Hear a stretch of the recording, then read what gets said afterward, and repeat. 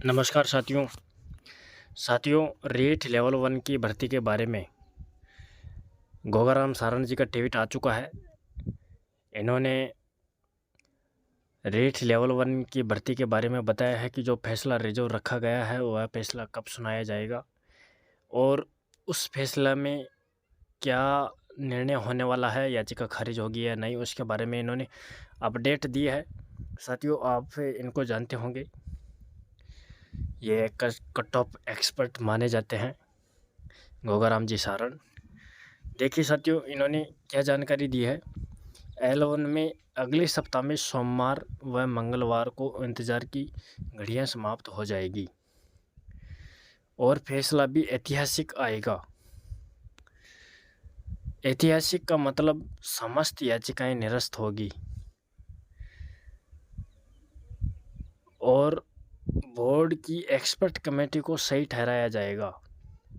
आगे इन्होंने बताया है, हर पेपर में 10% गलतियां हो सकती है। इसमें तो डिलीट क्वेश्चन कुल क्वेश्चन का 3.33% ही है। साथियों, जिस दिन 7 मार्च को जो सुनवाई हुई थी, उस दिन आलोक राज जी बताए थे कि पेपर सेटर जो एक्सपर्ट बनाते हैं उनसे 10% गलतियां हो सकती है और वह गलतियां फाइनल आंसर की में सुधार हो जाती है बच्चों से आपत्तियां मांगने के बाद में। तो फिर हम किस जो पर्सन में कुछ डाउट रहता है आपत्तियां लेने के बाद में, या उनके डबल ऑप्शन उत्तर ऑप्शनों में मिल जाते हैं, तो पर्सन को फिर डिलीट कर देते हैं। तो ऐसे पर्सन साथियों रेट लेवल 1 की भर्ती में 3.33% थे, यानी कि 10% से कम थे।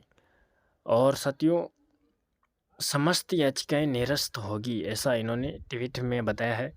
मैं भी आप सभी साथियों को हमेशा कहता आ रहा हूँ कि याचिका खारिज होगी साथियों, क्योंकि 7 मार्च को अच्छी तरह से ढंग से रिप्लाई पेश किया है कर्मचारी चयन बोर्ड वहाँ कोर्ट में, और ढंग से पैरवी किया है। खुद आलोक राज जी उपस्थित रहे हैं, सरकार की तरफ से डबल एजी उपस्थित रहा है, और RN माथुर जी सीनियर एडवोकेट मजबूती से पैरवी किया है।